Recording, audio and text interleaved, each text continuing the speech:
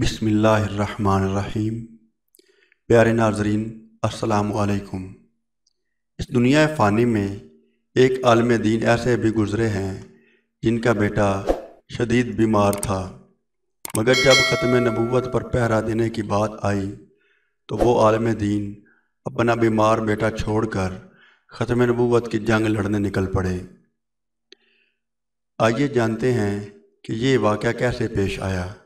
برائے کرم لائک اور کمنٹ کرنا مت بھولیے گا۔ آپ کا بیٹا بس آج شام تک کا مہمان ہے، اس کا کوئی علاج نہیں۔ ڈاکٹر کے یہ الفاظ سن کر مولانا رو پڑے، اپنے بیٹے کو گھر لے آئے۔ گھر میں کھڑے اپنے بیٹے کی تیمارداری کر رہے تھے کہ دروازے پر دستک ہوئی۔ مولانا دروازے پر گئے، باہر ایک بوڑھے شخص کو کھڑے پایا۔ حضرت رحمۃ اللہ علیہ نے سلام و دعا کے بعد پوچھا، بابا جی خیریت سے آئے ہو؟ وہ کہنے لگا، خیریت سے کہاں آیا ہوں، ہمارے علاقے میں ایک قادیانی مبلغ آیا ہوا ہے، وہ لوگوں کو گمراہ کر رہا ہے، پوری امت گمراہ ہو رہی ہے اور آپ گھر میں کھڑے ہیں۔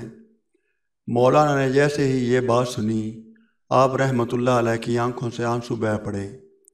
بیوی سے فرمایا، بی بی میرا بیگ کہاں ہے؟ بیوی نے بیگ اٹھا کر دیا اور آپ رحمۃ اللہ علیہ بیگ ہاتھ میں پکڑے گھر سے روانہ ہونے لگے۔ بیوی نے دامن پکڑ لیا اور کہنے لگی، مولانا آخری لمحات میں اپنے نوجوان بیٹے کو اس حالت میں چھوڑ کر جا رہے ہو؟ مولانا نے آسمان کی طرف نظریں اٹھائیں اور رو کر روانہ ہونے لگے تو جاں بلب بیٹے نے کہا، ابا جان میں آج کا مہمان ہوں، چند لمحے تو انتظار کر لیجئے، میری روح نکل رہی ہے، مجھے اس حال میں چھوڑ کر جا رہے ہو؟ مولانا نے اپنے نوجوان بیٹے کو بوسہ دیا، رونے لگے اور فرمایا، اے بیٹے بات یہ ہے کہ میں محمد صلی اللہ علیہ وآلہ وسلم کے دین کی خاطر جا رہا ہوں۔ کل قیامت کے دن حوض کوثر پر ہماری تمہاری ملاقات ہو جائے گی۔ یہ فرمایا اور گھر سے روانہ ہو گئے۔ اڈے پر پہنچے، ابھی بس میں بیٹھے ہی تھے کہ چند لوگ دوڑے ہوئے آئے اور کہنے لگے کہ مولانا آپ کا بیٹا فوت ہو چکا ہے، اس کا جنازہ پڑھاتے جائیے۔ مولانا نے آسمان کی طرف نظریں اٹھائیں اور رو کر فرمانے لگے، جنازہ پڑھانا فرض کفایہ ہے اور امت محمدیہ کو گمراہی سے بچانا فرض عین ہے۔ فرض عین چھوڑ کر فرض کفایہ کی طرف نہیں جا سکتا۔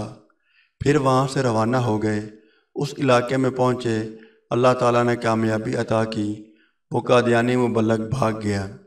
مولانا 3 دن کے بعد گھر واپس آئے، بیوی قدموں میں گر گئی اور رو کر کہنے لگی، مولانا جب آپ جا رہے تھے تو بیٹا آپ کی راہ تکتا رہا اور کہتا رہا، جب ابا جان واپس آ جائیں تو انہیں میرا سلام عرض کر دینا۔ مولانا نے جب یہ سنا تو فوراً اپنے بیٹی کی قبر پر گئے اور دعا مانگنے لگے، اے اللہ ختم نبوت کے وسیلے سے میرے بیٹے کی قبر کو جنت کا باغ بنا دے۔ مولانا دعا مانگ کر گھر واپس آئے تو رات بیٹے کو خواب میں دیکھا۔